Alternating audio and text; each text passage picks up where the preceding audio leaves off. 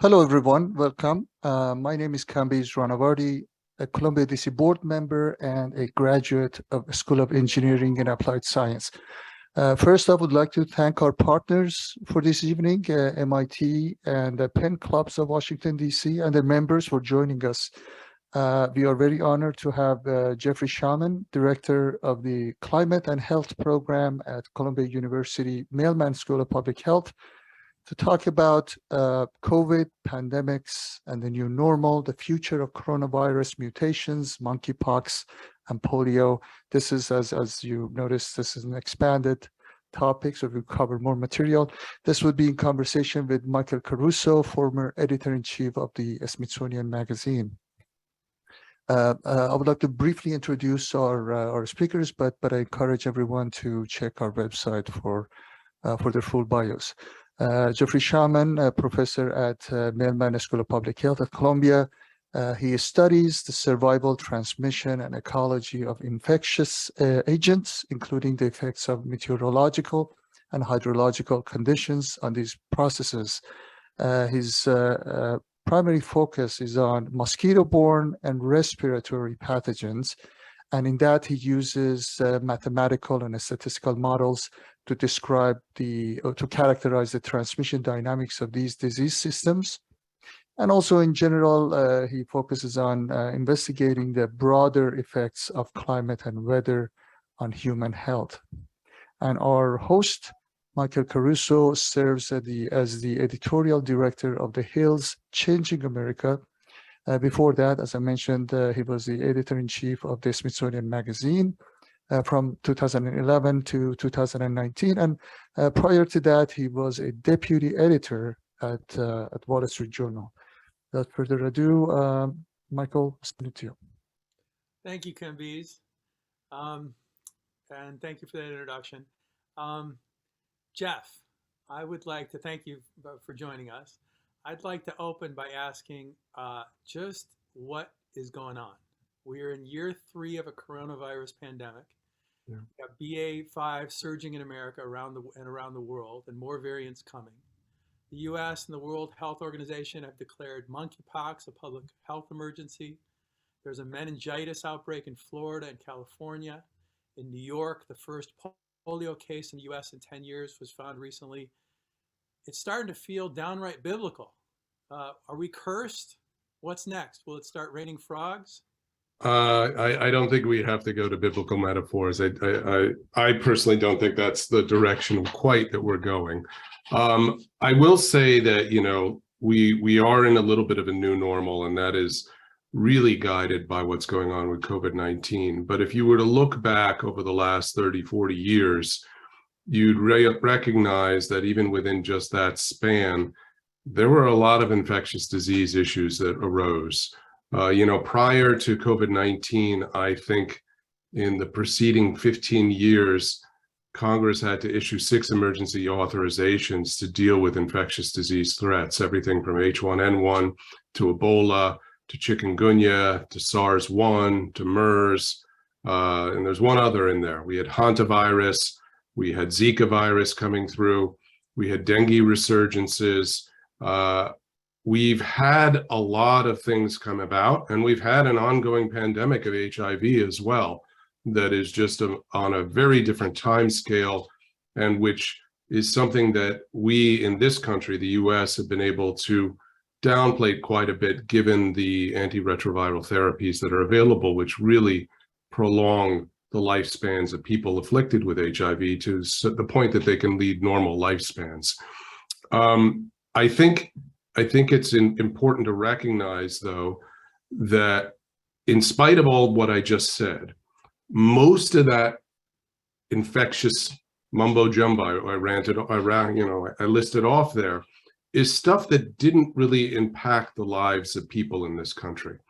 That we've been mostly buffered from infectious disease threats. You know, HIV has a big stigma associated with the gay community, the bisexual community, particularly men who have sex with men, and that is of relevance also to monkeypox as well. It is something that's related to sexual activity, and with the therapeutics that came through those antiretroviral drugs, it's something that we were able to push aside or shunt aside. Other than that, most of the other maladies that came through affected very small numbers of people, such as Ebola or hantavirus, or proved to be very mild, such as the H1N1 pandemic. And we didn't have to deal with the extreme disruption of an infectious disease really since 1918, since that flu pandemic that took place then, that started then, that killed 20 to 100 million people globally, we suspect. Because of that, that was a long time ago. It's over 100 years ago at this point, and there really aren't people around who experienced that. We didn't have that individual or institutional memory as to what happens to a society when you have that kind of disruption, when an infectious disease really stops all other activities in their tracks, so that we have to make this the #1 priority. We have to shift the way we're doing things, and we have to change the way society is dealing with one another for a time. And I would say that even after that, we didn't have the level of disruption that COVID-19 imposed in this country really since World War II. World War II was a massive all hands on deck effort. And I don't think we were that engaged with the events around the world. Diseases were something that happened over there. They were something that we see in developing countries, but modern medicine, modern infrastructure, modern public health practices have really buffered us for quite some time from those threats, but they kept bubbling up. And unfortunately, SARS-CoV-2, the causative agent of COVID-19, had the right combination of characteristics that it was really going to be unstoppable once it emerged. We weren't going to be able to control it, and it was going to spread and cause a lot of pain and suffering, as we've seen. I think as we see monkey virus, as we have meningococcal outbreaks, as we hear about polio and sewer systems, we're a little more attuned to it than we used to. But polio and sewer systems was identified in places in the world prior to the pandemic, for instance. Meningococcal outbreaks have happened recurrently. Monkeypox has been a problem in West Africa. It hasn't spread the way we're seeing this new variant from West Africa spread the way it is right now. But these diseases, many of them have been around, and it just may be that we have a certain sensitivity right now to what's going on. However, there is a new normal that we're going to experience right now, and that new normal is really going to be guided by COVID-19. Well, we're going to spend most of this evening on COVID, so let's just quickly talk about some of the other outbreaks. Let's start with monkeypox. Three states, California, New York, and Illinois, have declared states of emergency. The White House has named a response team. Mm-hmm. There's a limited supply of the one vaccine against monkeypox that we have in the United States. Anthony Fauci has said that it reminds him of the early days of HIV. Can you tell us where we are with monkeypox, what it is, and what we're facing? So monkeypox is a disease that there are two prominent strains. One's a Congo Basin strain, and the other are lineages from West Africa. And the West African lineage is the milder one, which is what is seeding this outbreak we're seeing right now, which is moving around and spreading globally. Monkeypox is a misnomer. It's not really related to monkeys per se. It's more related to rodent reservoirs, but it's in humans. And as we're seeing it transmitted right now, this strain is being sexually transmitted. And unfortunately, the big analog to HIV is that to date in the US, 99% of the cases have been in the gay and bisexual, men who have sex with men communities. And so there is a tremendous amount of stigma still attached to how that moves around and what happens there. But it seems to be predominantly sexually transmitted.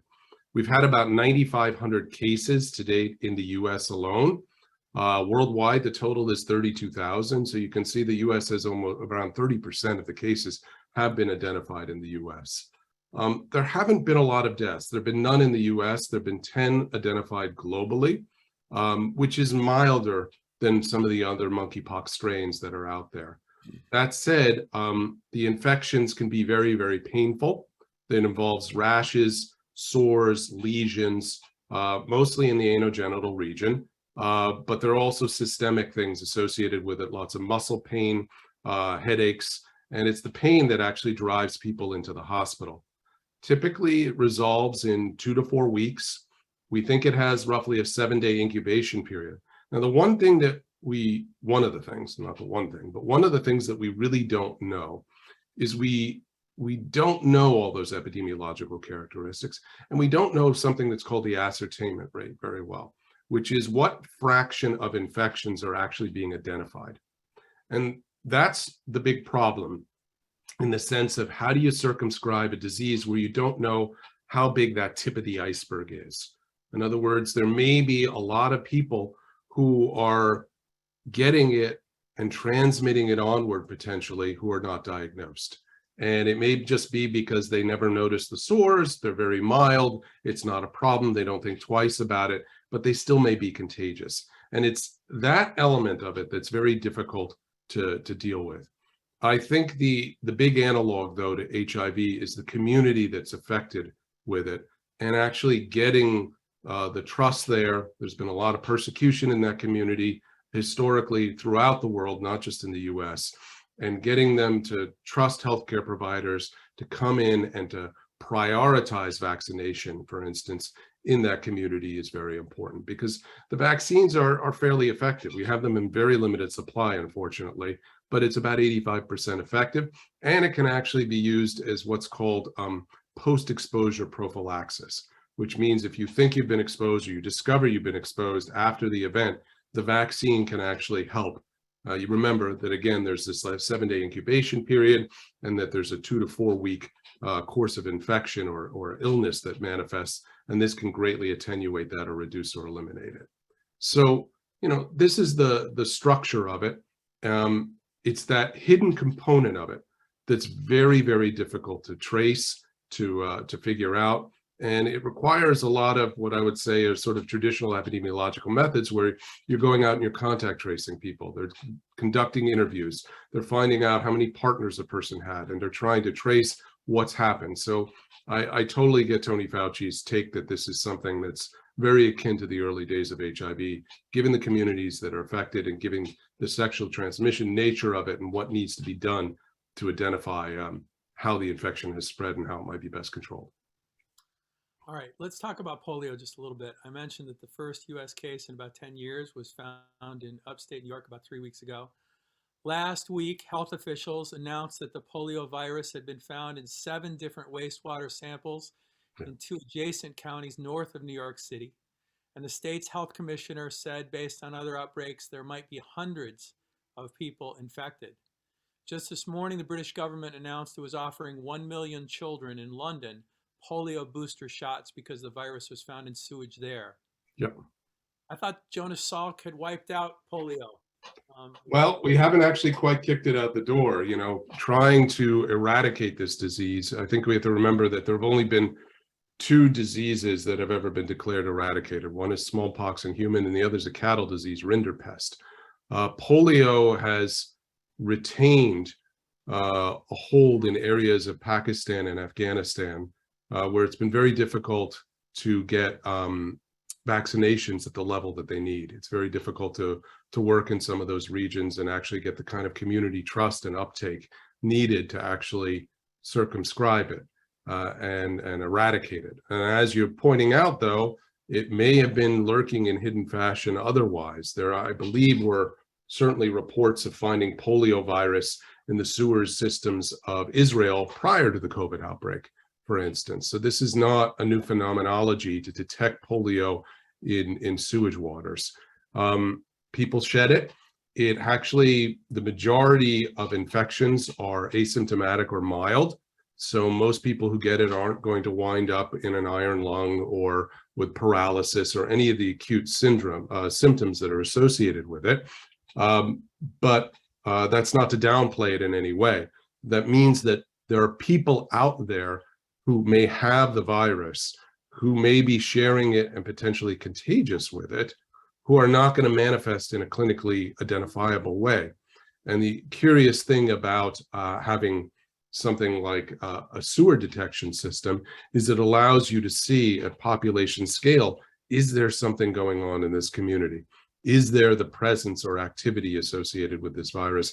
And what we're seeing from a case identification, and certainly from these things in upstate New York counties, is that there is some prevalence of polio in our population. So yes, it means that booster shots are going to be needed. It means that we're going to have to be trying to figure out what kind of reaction do we need that's sensible. We have to figure out really what is the risk of the more acute manifestations of disease if you get polio, given how much vaccination there is present in the US population. What do you think we should be doing about polio at this point? I think we need to know whether the booster shot is appropriate, and I think it probably is in risk communities. I think we need to have real strong epidemiological interrogations in the field to try to find out who indeed has this and figure out whether or not we're seeing any other additional manifestations. And if need be, we are going to need to have some booster shots, because that is our frontline defense against this disease. Okay, let's move on to the main subject, which is COVID. Since you mentioned 1918, and since I worked at the Smithsonian, I've got to start with that history. We've had American history. We've had smallpox epidemics in the 1600s and 1700s, yellow fever outbreak of 1793 when 10% of Philadelphia died. Yep. In the 19th century, we had 3 waves of cholera. And in the early 20th century, Typhoid Mary hit New York City. I'd like to point out that the man who cracked the Typhoid Mary case was an alumni of Columbia, George Soper. But I wanted to talk about the direct antecedent to the coronavirus pandemic, and that is 1918. John M. Barry, who wrote the definitive work on it, The Great Influenza, lives in Washington, D.C., and wrote for me at Smithsonian Magazine.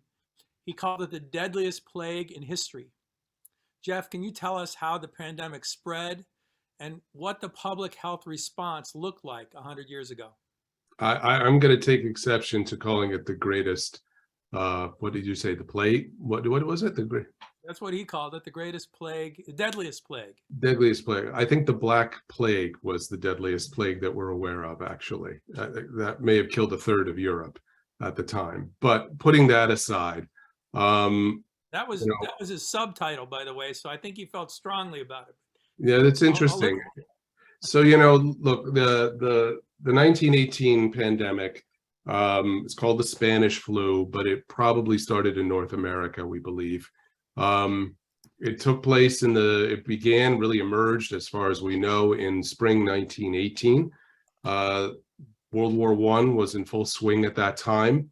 And the combinations of troop movements and close quarters allowed it to spread very efficiently throughout the world populations that were engaged in the war, and to move very quickly throughout. It had a very strange, for the time, and in retrospect, age distribution of infection and particularly fatality. It seemed to really prey upon people 15 to 40 years old. That's where the mortality rates were the highest. And it had a very high case fatality rate. We think it might have been about 2.5%, which is substantially higher than what we see for COVID-19.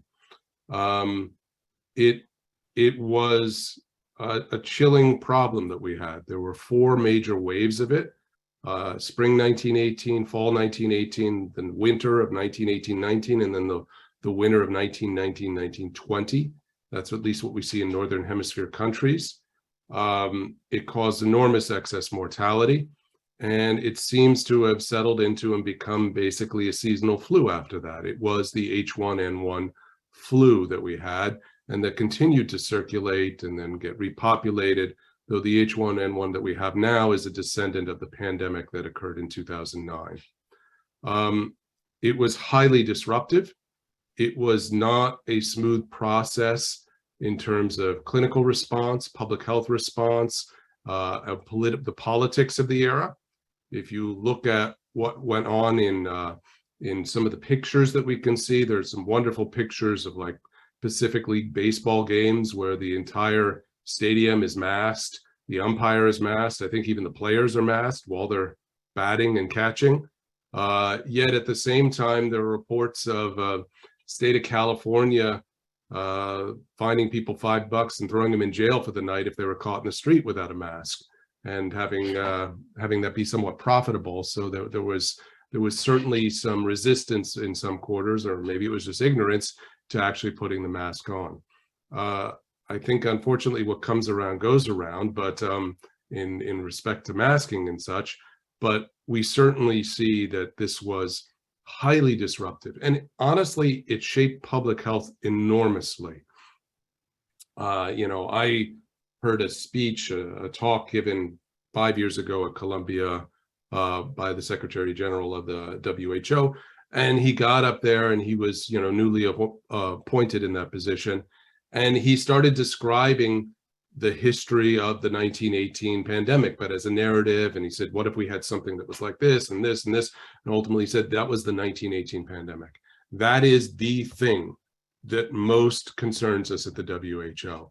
Another highly contagious, uncontrollable respiratory infection that has a sufficient case fatality rate that it produces mortality at scales that we haven't seen since that 1918 pandemic.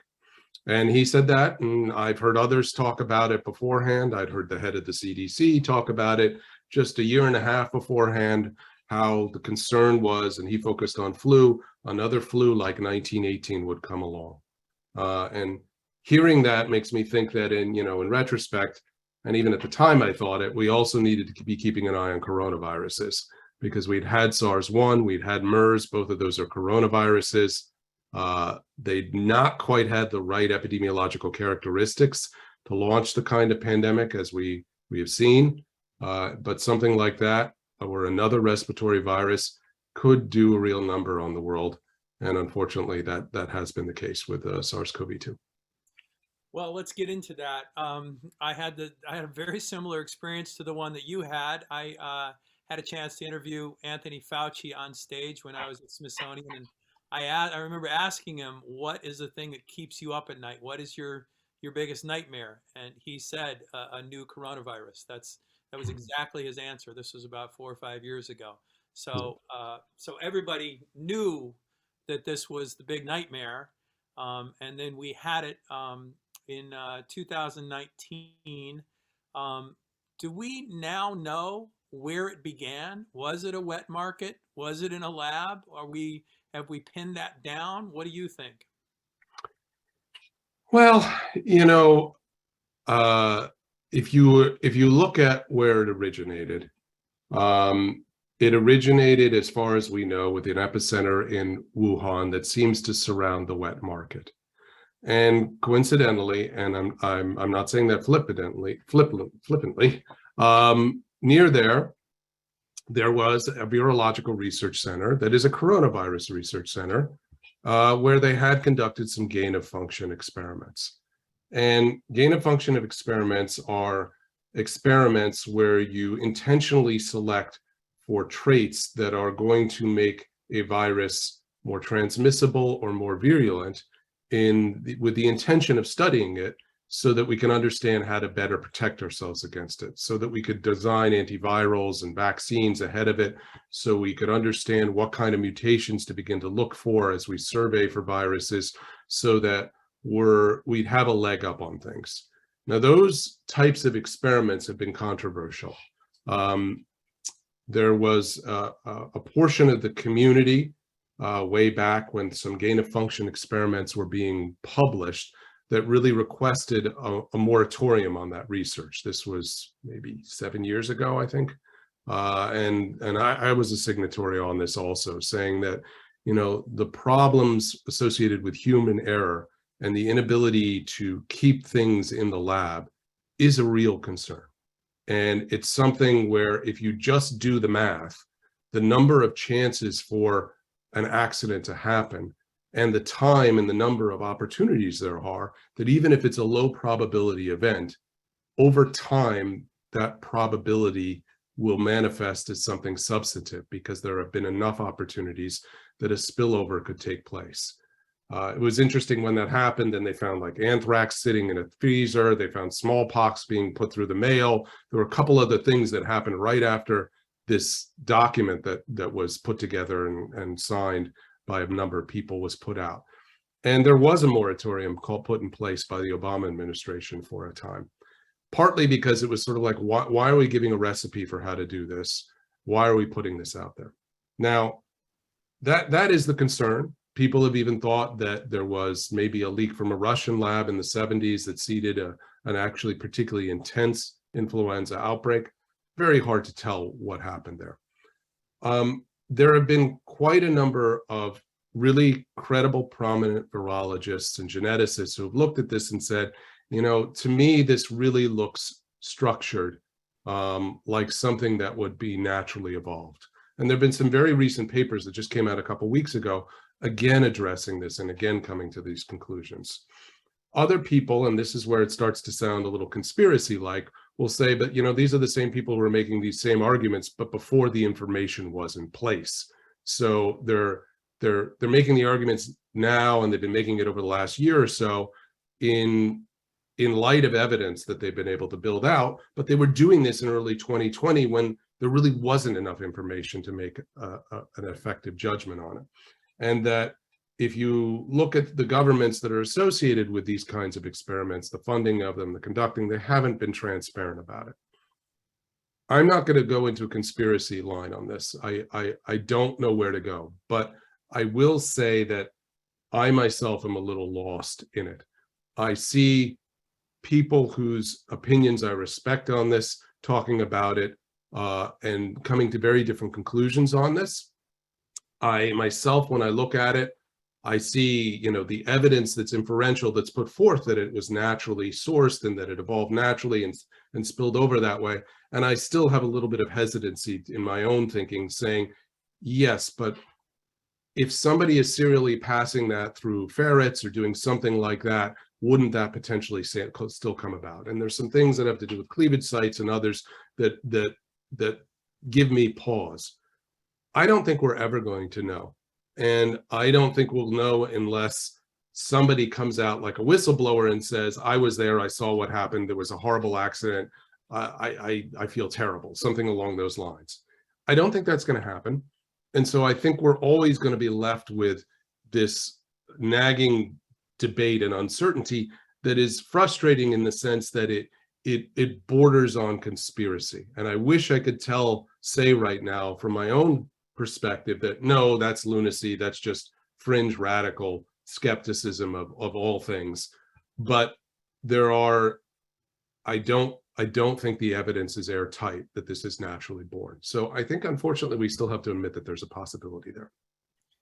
Can I ask, when you found out yourself this was happening near the end of 2019, and then Anthony Fauci, I think, found out in maybe at the end of 19, at the beginning of 20.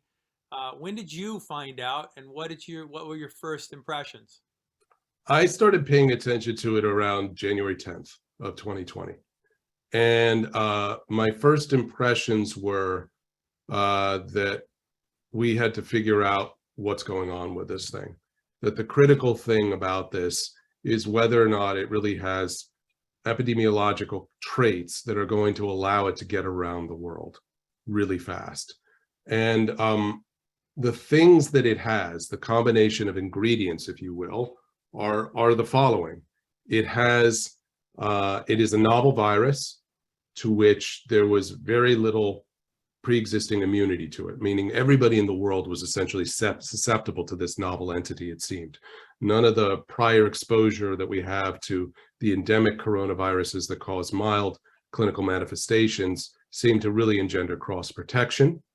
The second thing, which was the thing that we were really looking to investigate, is how much of the virus is there out there? And I'll tell you what my concern was. My own group had done an experiment that was called the Virome of Manhattan that we did from 2016 to 2019. And in that, there were a number of arms of it, but one of them was this cohort that we ran from 2016 through 2018 for about 20 months.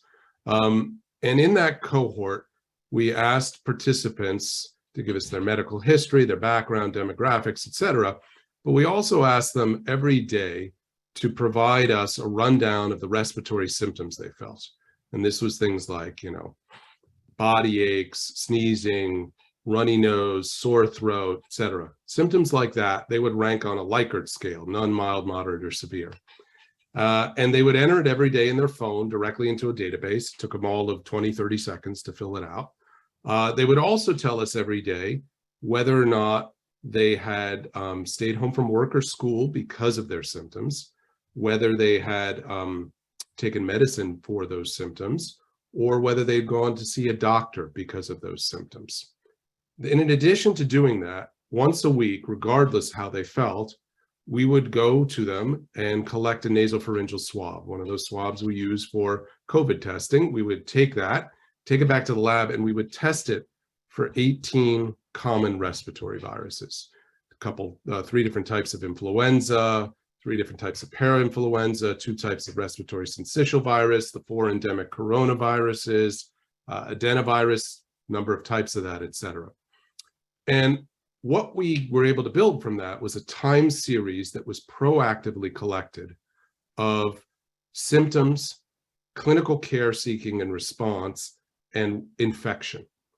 And this is very different from how respiratory viruses are typically surveilled. Normal surveillance is passive.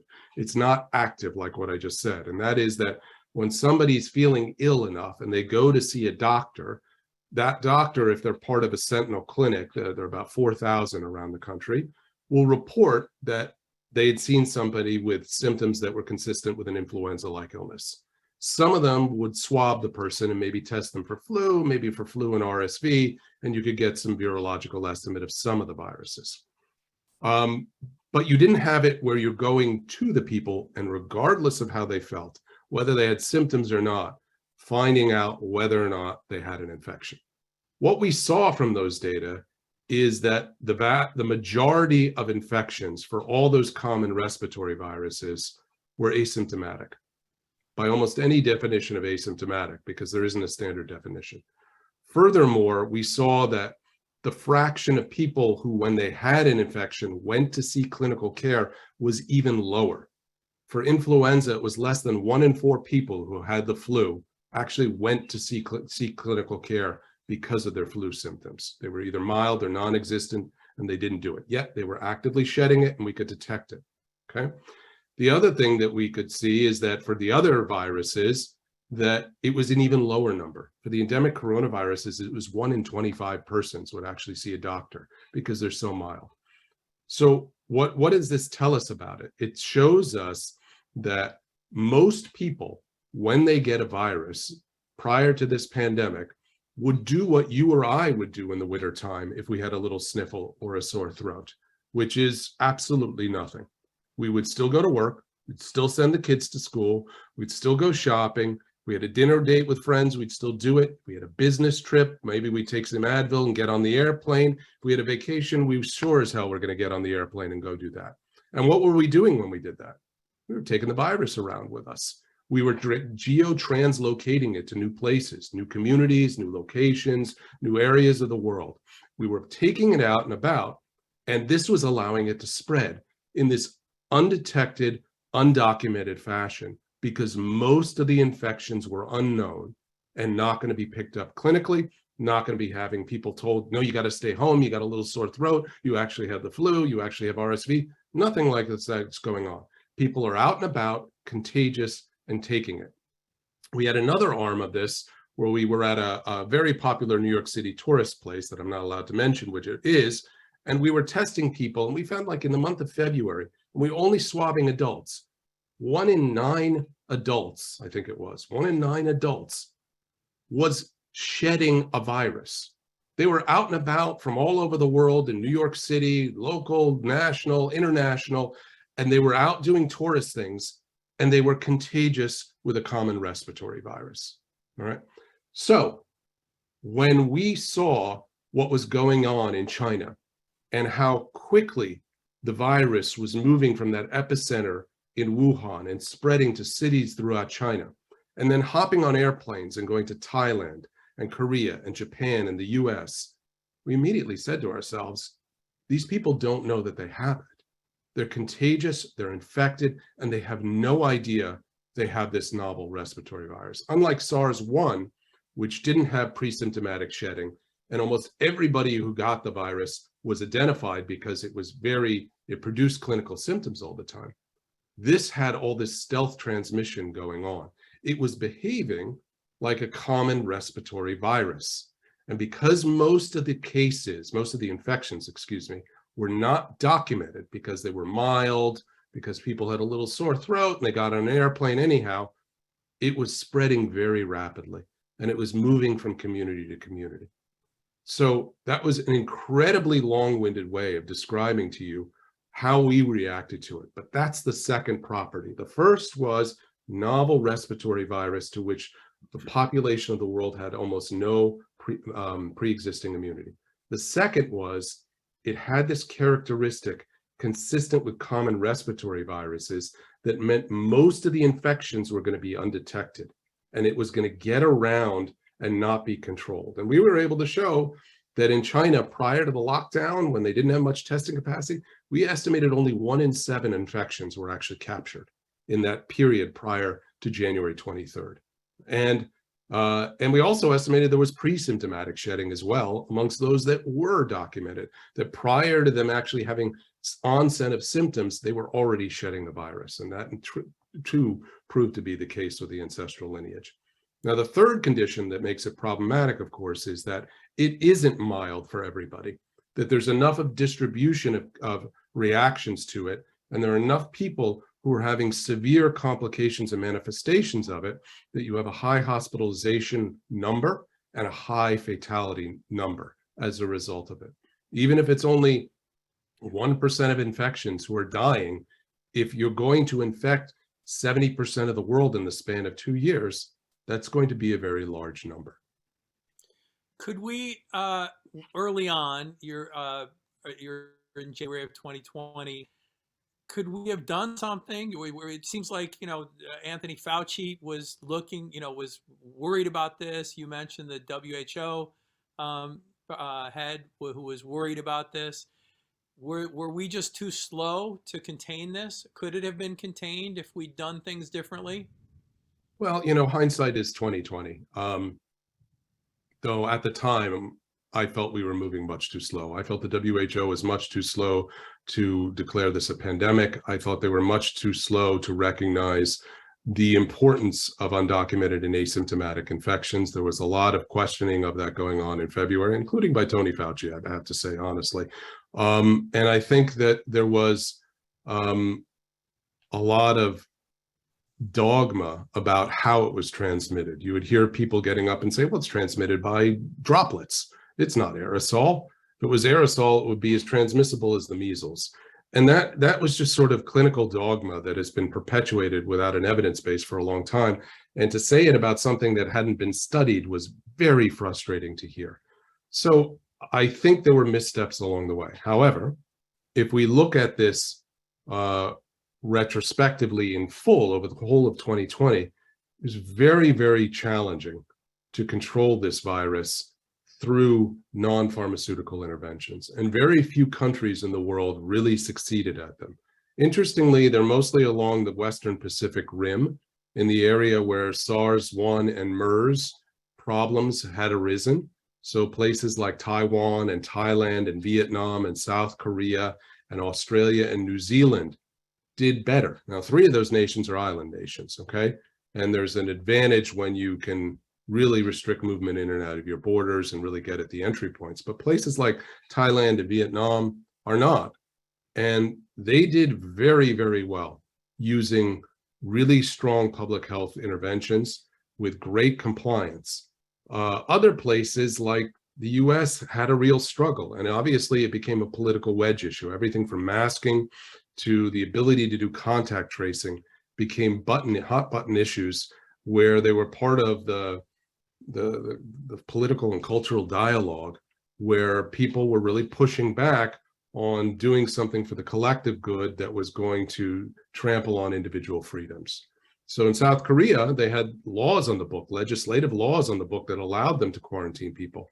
They had the ability to go into people's credit card records and cell phones and see where they'd been to support contact tracing, to find out if you were infected, where had you been dining recently? Where did you go shopping? Who had you been interacting with? That kind of access is something that in the US was not palatable, so it couldn't be done. On the other hand, Vietnam didn't have to use measures like that to really control it. Now, I think the real lesson and the thing that we were hoping for in terms of control has only been realized in a few countries like the ones that I named. I mean, if you were to look at Vietnam right now, Vietnam's a country of almost 100 million people. And as of like April of 2021, they had 2,500 cases. You know, we had, I don't know what we had at that point, probably 600,000. No, not that's deaths. I mean, cases, we had, 50 million at that point. They were able to control it and hold on pretty much until they were able to deploy the vaccine, and they weren't first in line for it either, and get a huge portion of their population vaccinated. Then when Omicron came through, which was much harder to control because it's much more transmissible, most of their population had already been vaccinated. So when they were first exposed to the actual virus, they had a leg up with a real protection in place. And if you look at Vietnam now, they now have I think they're in the top 12 in terms of number of cases that they've experienced. But when you look at the mortality rate, it's enormously reduced.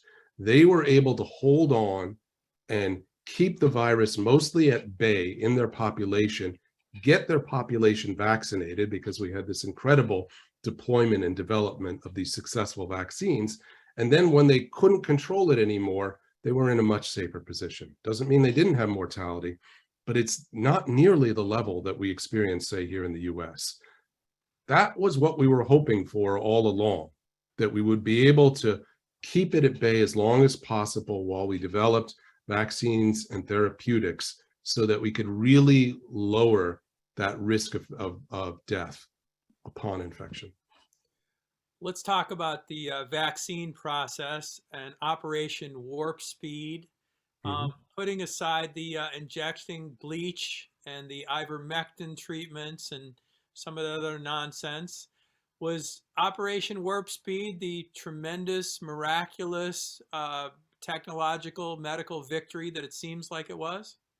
Oh, it certainly was, but I don't think of it as Operation Warp Speed making that happen. I mean, we're standing on 40, 50 years of scientific research and investment in basic scientific research, primarily in the US, but in other countries in the world, to understand what mRNA is, to understand and develop the idea of mRNA vaccines, and to have enough, to have imaging and structuring of viruses, to have had enough study of what was going on in SARS-1 to know to focus on the spike region protein, to characterize it quickly and share that information rapidly. All of that fed into the ability to generate vaccines of all sorts. But the mRNA technology vaccine is, this is something 20, 25 years in the making. That was something that had been built out by some very creative people, often at the fringes of science, but putting it forth, and it was able to come together in an incredibly fortuitous way here. The Operation Warp Speed, certainly the federal government put monies into it. Moderna didn't take those monies, is my understanding, or Pfizer, one of the two didn't. So the vaccines came about, and they came about very quickly. There was a willingness to accelerate the approval process and generate the emergency use authorization, which is much faster and with less safety considerations than we normally give. But the calculus there was that we need this kind of weapon in our arsenal because the levels of mortality due to the virus really require us to take that leap, if you will. Okay. Let's bring this all up to date. We've gone through successive waves. We've gone through Delta and Omicron. We're now at the Omicron subvariant BA.5, which really surged at early this summer in the United States. It seems like we've now hit a COVID plateau. with more than 40,000 people hospitalized, more than 400 deaths a day consistently over the last month. According to the CDC, 78% of the country has received at least one shot, and 67% have been fully vaccinated. Are we good now? Have we reached herd immunity? Are we where will things go from this plateau? Well, a couple things in there. So herd immunity is not something that we're going to attain immediately without a universal vaccine that's sterilizing, that prevents people from getting infected entirely. We don't have that. Instead, we have a virus that is highly protean, it's mutable, subject to mutations and deletion events, and it's producing continually, it seems, new variants and subvariants. We have since November been under the sway of the Omicron variant and its sublineages that have come about since then. We've had BA1, BA2, BA2.12.1, and BA4.5 now in the US. And there are others out there. And they're coming about at a relatively quick clip. The concerning thing that the concern we had about this type of virus, corona in particular, is it has a couple traits that are different than influenza. Firstly, it's more transmissible. It is a much more transmissible virus, and Omicron is more transmissible than Delta was, which is more transmissible than the ancestral strains. It's moving into levels not quite at measles, but getting pretty close to it. The second aspect of it is that it's able to infect people very quickly since their last infection. The rates of infection, and I'm sure many of us who are on this, and I certainly know people who've been infected twice this year with COVID. And so what we're seeing is something where an infection or a vaccination doesn't confer protection against infection or symptomatic illness. It protects pretty well, particularly the vaccinations, the mRNA vaccines, against hospitalization and death. But it doesn't protect against infection or symptomatic illness as well. And furthermore, the time scale at which you can get that next infection is much shorter than what we experience for flu. So flu, for instance, is a seasonal malady. There are two subtypes of influenza A that are in circulation, H1N1 and H3N2. And there's type B flu, and there are usually a couple variants of that in circulation as well. And, you know, a portion of the population gets affected with it, typically in the winter each year. But the average person is probably infected once every 2 to 4 years by one of those flu subtypes or variants, okay? I think that for coronavirus right now, we're stuck in a situation where it's going to be more frequent than that. The average person will probably be infected once a year, if not more. And we see precedent for that with the endemic coronaviruses. And this is one of the concerns we had as well. So that same study I told you about where we were proactively sampling, we were able to go in and look specifically at the coronavirus infections. And those kinds of endemic coronaviruses, they have these funny alphanumeric names. There are 4 of them. There's OC43, 229E, HKU1, and NL63. Those are the names, they're very sexy names of these coronaviruses. They're pretty mild. 2 of them are beta coronaviruses, which SARS-CoV-2 is as well. And in our cohort that we looked at over a 20-month period, and some people were only in it for a few months, some people were in it for the full 20 months, we had a dozen people who were infected more than once by the same beta coronavirus, OC43 or HKU1, within the span of a year. And there were 3 people, I believe, who were infected 3 times by OC43 within the span of the year. And so just from looking at that coronavirus analog, from these sort of wimpy viruses that cause mild illness, we could see that it was highly diversified and that the infection of one type of OC43 clade didn't protect against another one. And unfortunately, this is the kind of scenario that's playing out right now with SARS-CoV-2. The Omicron lineage is really diversified enormously. There are variants that don't seem to protect against one another. There's no cross protection. So infection by one doesn't seem to confer protection against the other ones. And people can get infections within the space of 6 months. So we're not going to settle into a pattern of endemicity where there's anything like herd immunity right now. And we're not going to settle into it where it's going to be this wintertime once a year nuisance that a portion of the population will get and not everybody's going to get all the time. We're instead going to have these continual outbreaks like we've seen, as long as it keeps producing these new variants that are able to do it. Now, on top of that is layered the concern that maybe we'll get a new Greek letter. Maybe we'll get something completely out there on the phylogenetic tree that we have to assign a new Greek letter because it's not part of the Omicron lineage, and that has different enough properties and is more virulent than Omicron, that it starts to increase that hospitalization and fatality rate, unfortunately. So those are the things that we have to keep an eye on. And the pattern of endemicity that we're going to be dealing with is not going to be something as benign as what we see with flu, which already was problematic. And I should add that, between April 1st and May 1st and July 31st of this year, 33,000 people died in the United States. Okay, if you just extrapolate that out, that's 133,000 for the year, and we're not even in the winter season where it's going to transmit more. So we're still talking about something that is going to pose a very large burden on society if it just keeps at the current rate that we're looking at in the current situation. So have we been lucky so far that it seems to be mutating for transmissibility, but the new variants haven't seemed to be mutating for lethality? Yeah, we have been a bit lucky. So, there's an evolutionary argument that there's going to be an advantage for something to be more transmissible, to have a higher reproductive number. We've heard that talked about throughout the pandemic. And certainly what we saw when Omicron came about is it was more innately transmissible than Delta. And there was a greater portion of the population susceptible to it. And you put those two together, and that made it more transmissible overall. And it very quickly displaced Delta as a result of that. We also got lucky, though, with Omicron, and it may be a little bit linked there, but in the sense that Omicron seems to tend to infect the upper respiratory tract more than the lower respiratory tract, and it is not as deadly as Delta was. Delta was much more problematic.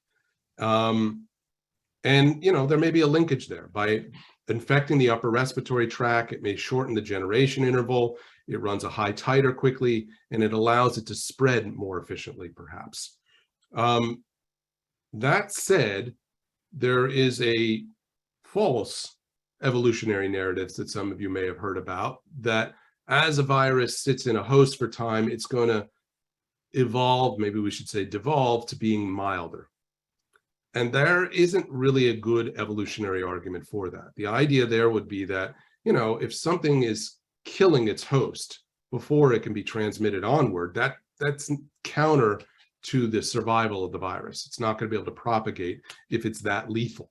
The problem here, of course, is that SARS-CoV-2 has never been that lethal. Not to be crude, but it hasn't killed that many people. We have a population of 7.7 billion, and maybe the estimates are now about 20 million people have died from this, which is enormous and tragic, but it hasn't depleted the ranks of people that could be infected. Furthermore, when somebody dies from COVID, they've had ample opportunity to transmit it onward, usually. They've been sick for some time. They've had the chance to pass it on to other people. So there isn't that selective pressure to move towards a milder state. And it's not a sound argument. In that sense, other than this coupling to being in the upper respiratory tract, there isn't really a mechanism that I can land on that would support this idea that we should be moving towards something milder. Now, that puts aside the fact that people are vaccinated, they've already been infected, there are more advanced treatments and therapeutics available, so that all those things are lowering your risk of hospitalization and death. So there are all these other factors that are going to make the virus milder, that are different than the intrinsic nature of it. But again, if we have something way out there on the phylogenetic tree that emerges just as radically new as Omicron was last November, that happens to affect the lower respiratory tract and to which a lot more people are susceptible, it could displace all these Omicron variants, and it could be a lot more lethal, unfortunately. I unfortunately don't think we can dismiss that possibility. Let's talk just a little bit about long COVID, since it seems like COVID's going to be with us for quite a while, and the effects of long COVID, which can range from pretty mild fatigue and fever to brain fog and depression to diabetes, persistent lung damage, and even heart conditions. Yep. What causes long COVID? Why do some people get it and some people don't? I think the answer is we don't know. I think that's the real answer. I think there have been some epidemiological studies, I would imagine, that try to characterize some of the characteristics associated with it. But as you've rattled off, the manifestations of long COVID are very broad. They can be heart conditions, lung conditions, fog. They can be ophthalmological. There have been all sorts of manifestations that have come about as a result of having this infection. We don't fully understand it all, and we don't know what the risk profiles are for those as well as I think we would like to. This is something that we're going to really have to study for quite some time. Let's not forget MIS, which I can't even remember what it stands for, the syndrome in children. So I think we're dealing with something that clinical research is really going to try to get on top of. Early on, there were some encouraging things going on where people who had long COVID, once they were vaccinated, in some instances it went away. But this is one of the disheartening and difficult aspects of this. We're all really susceptible to it in some sense, to being infected with it. Most of us have been at this point. And there are not only a risk of death, but there are a risk of these long-term manifestations that are really problematic and akin to some other diseases that produce these kinds of problems. This isn't my area of research, so I can't speak to the specifics of it as well. But I think this is something that we're going to be grappling with for a considerable amount of time. Let's give people just a little bit of hope, perhaps, here at the end. Is the best case scenario a universal vaccine? Is that possible even at this point? I think a universal vaccine would be something great. This is something that we've aspired to for lots of diseases, including the flu, for some time. It is not trivial to make something like this.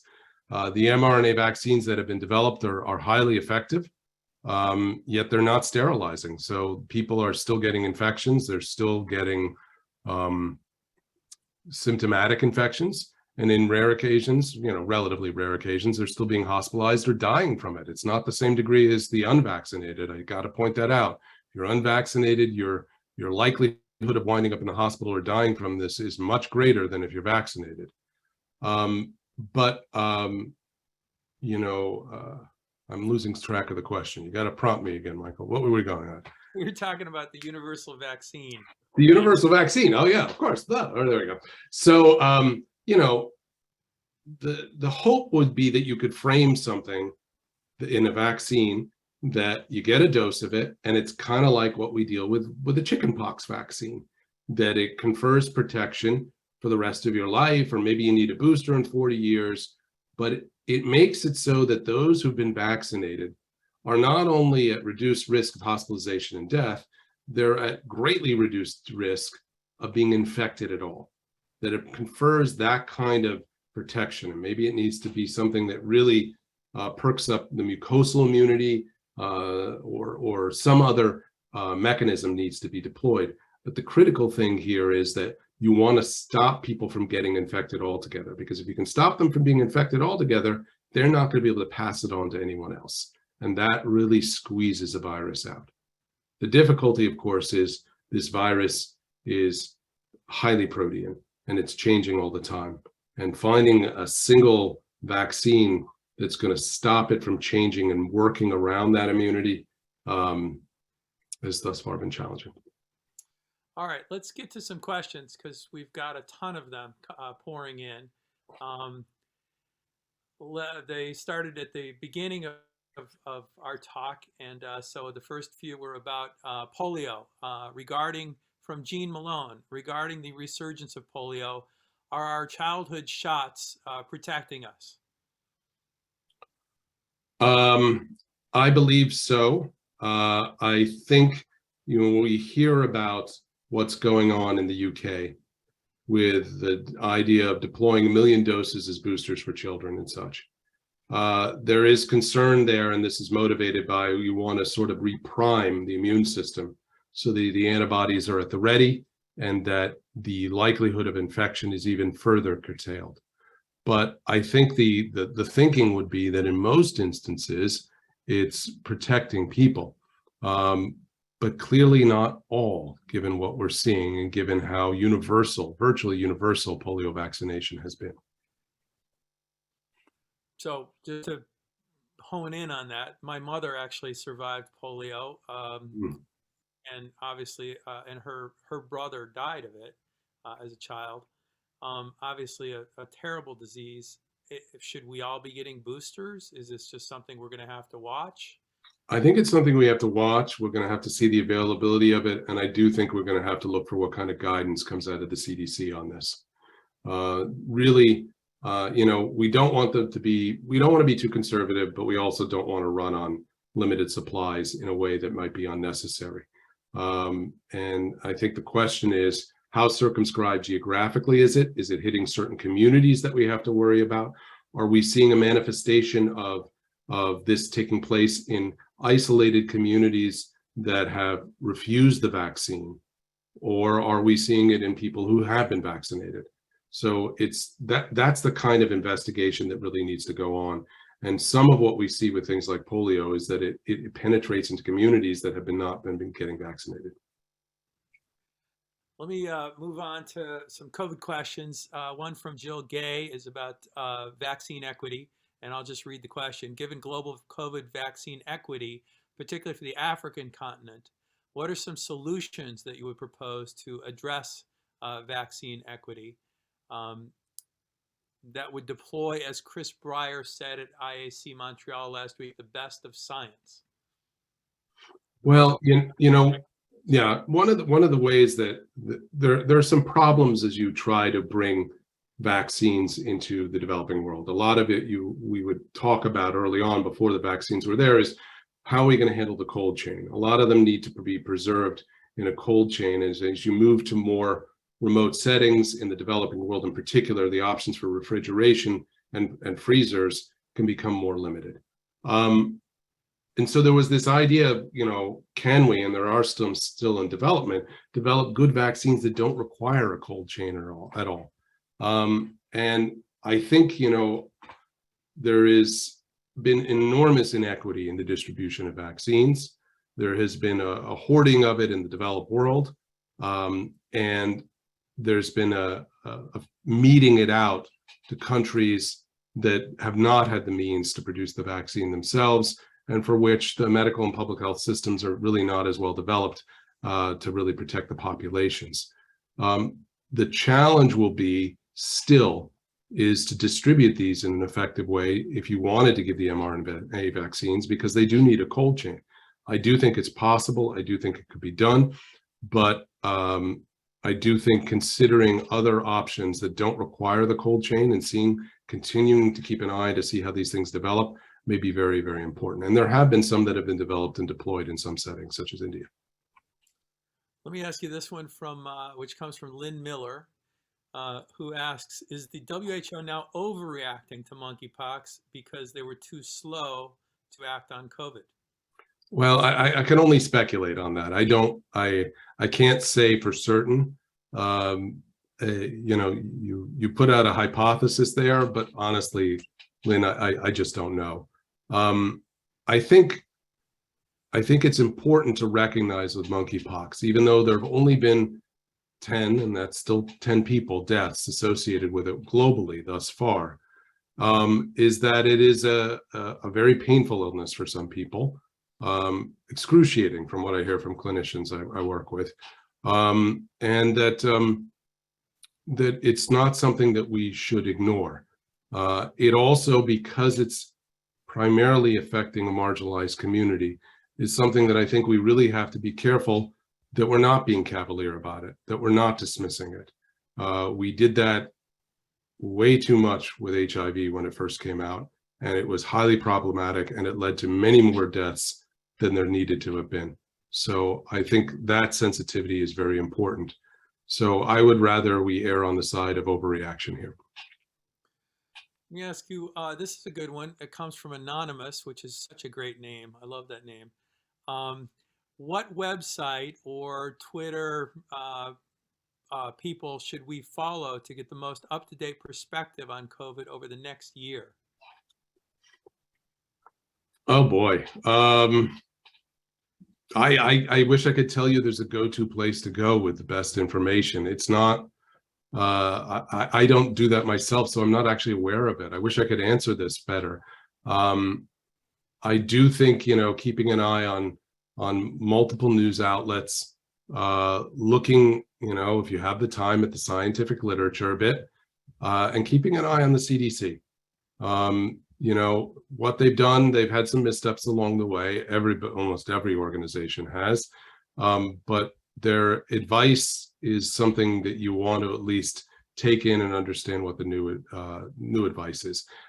Certainly with new variants coming through, subvariants of Omicron, or something new comes through, it is the first place to turn to for public health information.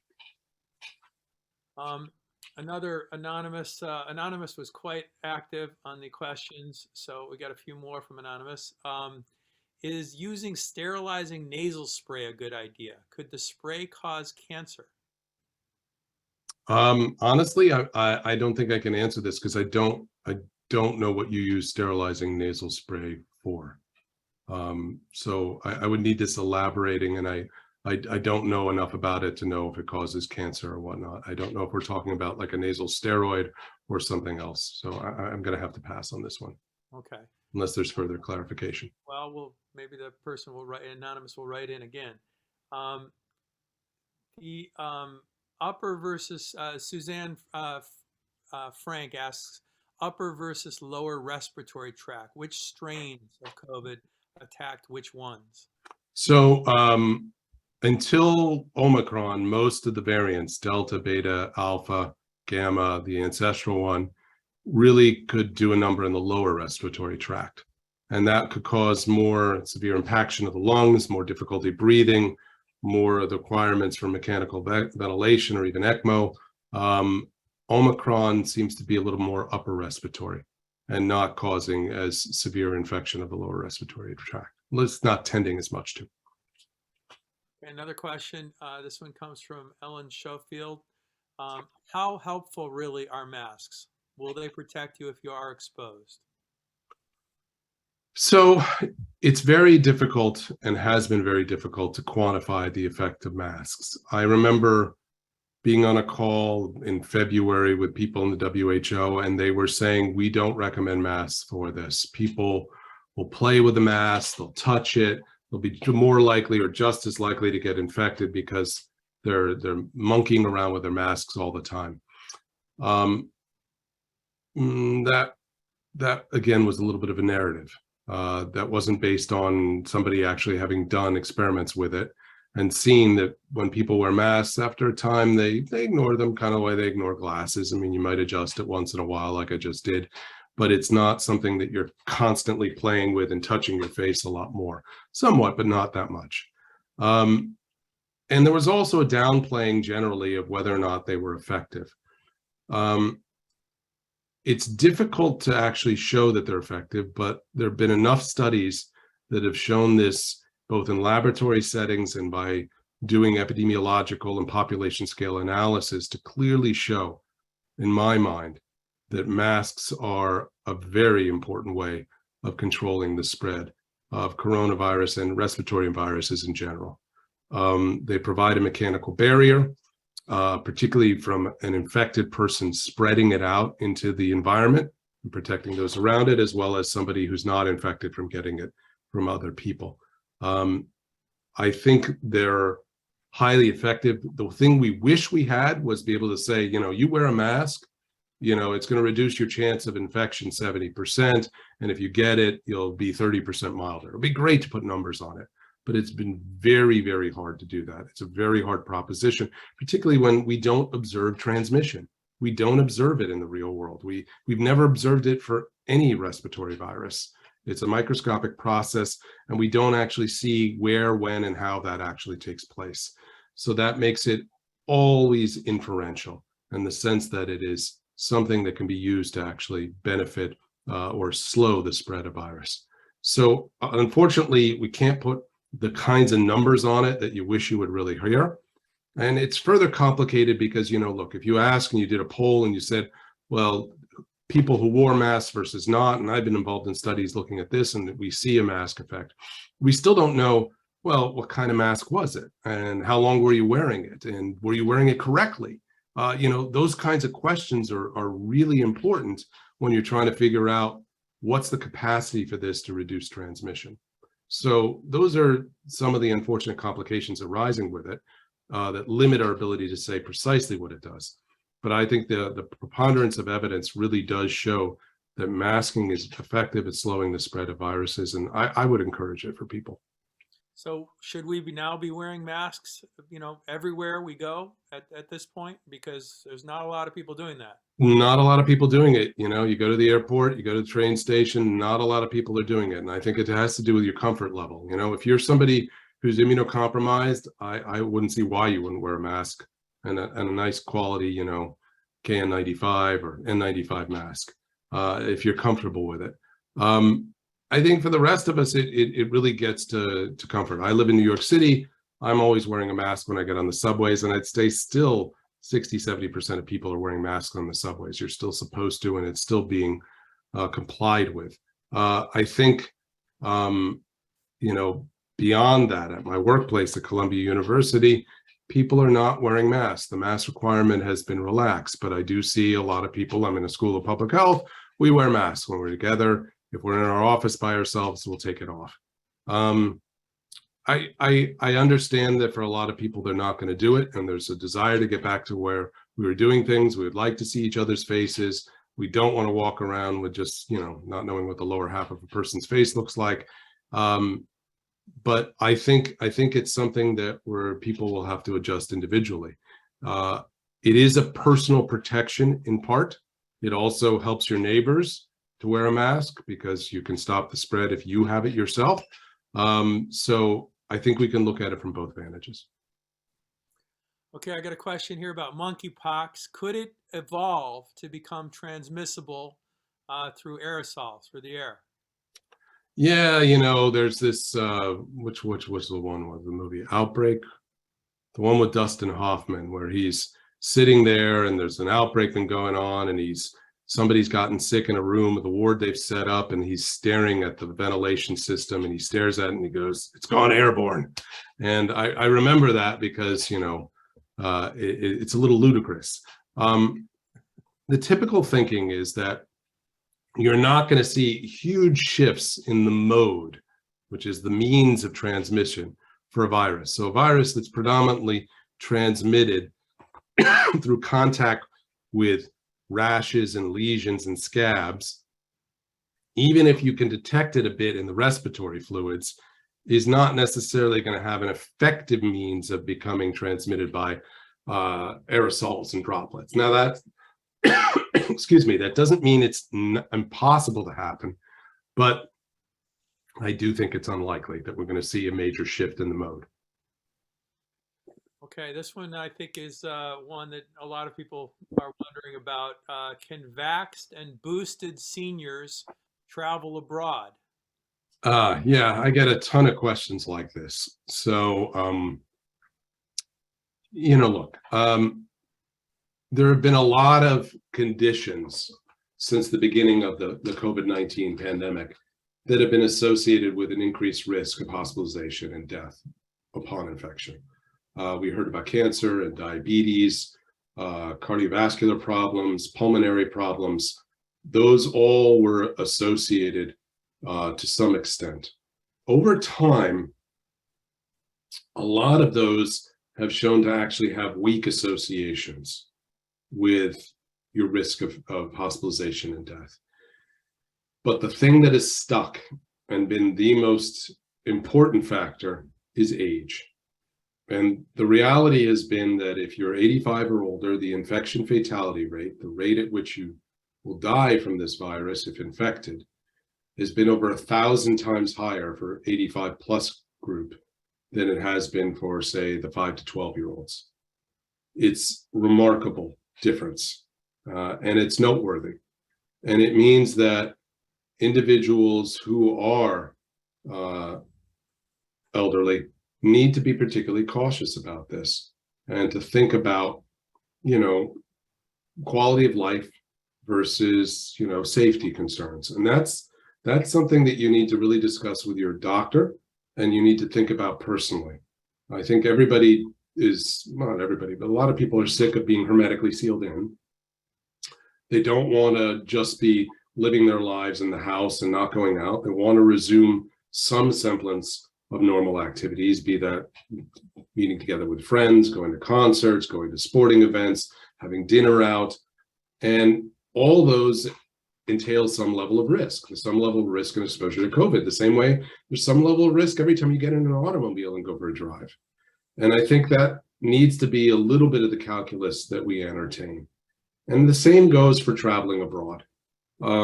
Traveling abroad, certainly you have exposure points, and you could argue, well, if I'm going around, getting my car, going out to dinner, going to a baseball game or something like that, am I not engaged in some level of risk? And I think the difference for international travel is being sick in a place where you don't have ready access to healthcare in a way that you're familiar with languages you're familiar with insurance coverage and all the other things that go with being in your home country.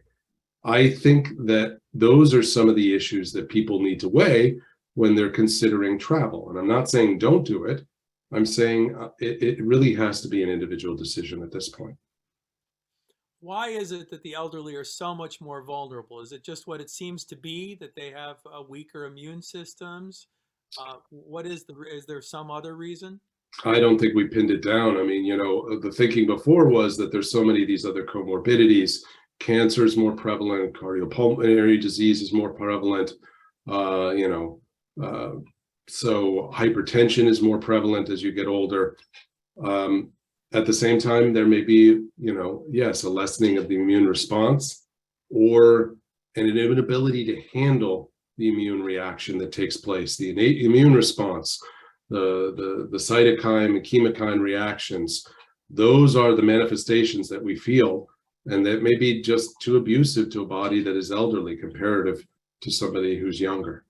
But I don't think it has been pinpointed the reason or reasons why this is manifesting. Got a couple questions about vaccines. Various companies, Jeff Harvey writes, various companies are working on pills for COVID. And Marna Williams writes, what are your thoughts about nasal vaccines, about mucosal vaccines? What are your thoughts about those two options? I haven't heard about the pill vaccines. I mean, everything really comes down to looking at what happens in a phase 3 clinical trial and how effective they are shown to be in that trial. Honestly, that kind of randomized controlled trial is the gold standard for getting that assessment of how effective something is and whether it's worthwhile bringing to market, how it compares to the other vaccines that we have available currently. So for the pill vaccine, that'll be the case, and for the nasal vaccine. The thing about the nasal vaccine is that would be, they're attempting to, in those instances mostly, I believe, induce mucosal response, the mucosal immunity. And the mucosal immunity is thought to be sort of the barrier immunity that prevents infection altogether. So that's an attempt to get to something that's not just keeping you out of the hospital, but keeping you from getting infected to begin with. And that's moving towards that sterilizing immunity that we're hoping for. Not necessarily a universal form, it may have to be targeted to specific variants, but something that induces the IgA response that allows you to stop infection before it really sets up camp in your body. I got one from Roxanne Guinness, who asks, why the reported rebound infections in the vaccinated who contract COVID take oral antivirals, get better, and then get infected again. Right. So the rebound that we hear about is really with Paxlovid. It's not associated with the vaccines, as I understand. It's associated with Paxlovid. So Paxlovid is the Pfizer antiviral that is quite effective, that you take over a 5-day course, and you have to take it within 5 days of symptom onset. And it seems to be very effective at ameliorating symptoms and suppressing viral load. But once you're done with that, in some individuals, there's a rebound of symptoms. It's not a new infection. It's just that their viral titers go back up and their symptoms can get worse again. But even for most of those people who have that rebound, it's taken them through the thick of the real heart of the infection when they were at risk of hospitalization. And it does reduce the risk of those severe complications and death.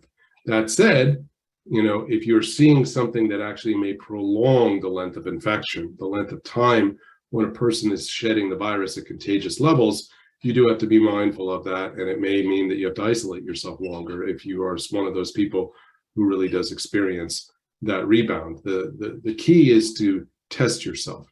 When you have COVID, whether you take Paxlovid or not, and particularly if you're elderly, you should be taking Paxlovid. The thing that is going to be the indication of whether you're really ready to go out in the world is those negative tests that you want. You want to have a succession of negative tests. Jean Malone wants to recommend the National Academy of Medicine and the American Public Health Association as reliable sources of COVID information. Yes, they're not going to be necessarily, as far as I know. The APHA, absolutely. The National Academy of Medicine issues reports. I'm not even sure if they have a web page on this. They very well may have it.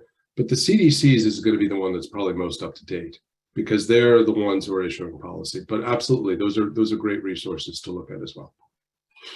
There were a few movies that seemed to anticipate this. You mentioned that Dustin Hoffman movie. I think that was called Outbreak.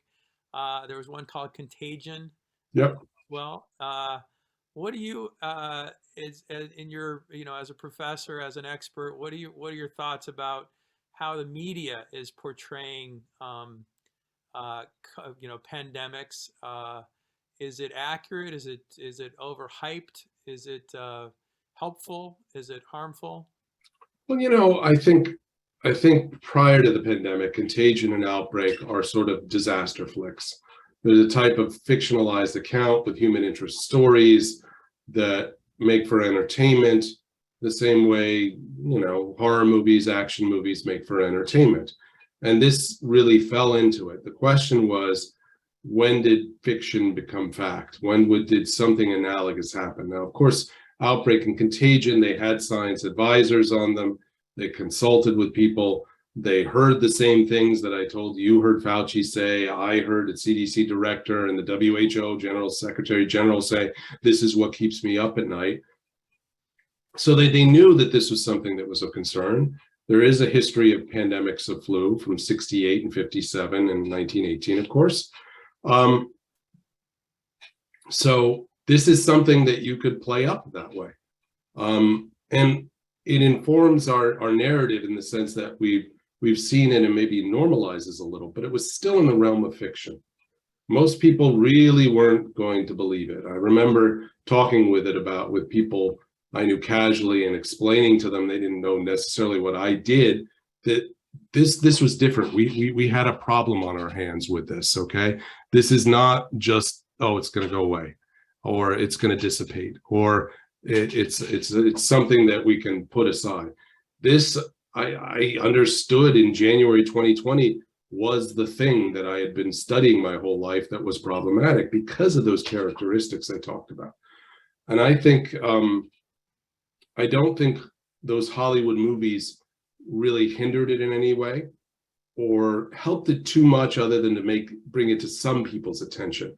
I think the real issue has been, how do you convince people that this is an issue? And this is part of a conversation that I think still needs to take place. You have, governors and mayors and the president and leaders of the country and countries in different places who are politicians, who are concerned with governance, variable extents, one might argue, but who have priorities. And the priorities are very often the economy, the roads, health services, water, sanitation, and way, way down on that list, somewhere buried, is, an infectious disease. We hadn't had it for 100 years in the US of any sizable magnitude that made it go from wherever it was, number 35 on the list of priorities, to number 1. And the ability to recognize that is very, very hard. And we had missteps along the way. The WHO didn't declare a pandemic early enough. New York City schools did not close early enough. They were complaining that, what are we going to do about lunches, a week after DC and Baltimore had already figured out how to brown bag it and shut their schools down, and they didn't have nearly the cases that New York had. So you had these kinds of responses that were just foot dragging and an inability to recognize, no, this is a huge problem. And you had, people who are medical generalists talking on national television how it's spread by droplets, you don't want to wear masks, there's no asymptomatic transmission, spouting all this stuff that was wrong. And it was known to be wrong at the time. And you needed to find the right people talking about it, who weren't just these generalists who go to the WHO, hear what they're saying, and then just parrot it, okay? So we need to find a way to do that so that we're well prepared for the next pandemic. And that doesn't mean consulting with me. I may be completely off base and out of my depth the next time there's some pandemic of some other sort. But how do we find the right people and then get them out there in a trusted way? I mean, we've seen with Tony Fauci, who has been so on point so many of the times with so few missteps, and how vilified he is, and how he's getting death threats, and how we have a media ecosystem that is completely divided, and how difficult it is to get evidence-based information across in the world that we live in right now. Now, those problems even supersede the issues of getting the right people getting the information, because even when you do that, you still have problems. So I wouldn't look at Hollywood and those issues too much. I would look at getting the right people aligned. We need more people like Tony Fauci, not carbon copies of him, but people with that kind of integrity and dedication to it, who are going to bring the right different complement of perspectives. But we also need to figure out how we're going to deal with a very fractured political and media world that we live in, where facts for one group are not facts for the other. All right, Jeff, thank you. I think that's about all the time we have. I want to mention that this recording will be shared within 24 hours for offline viewing.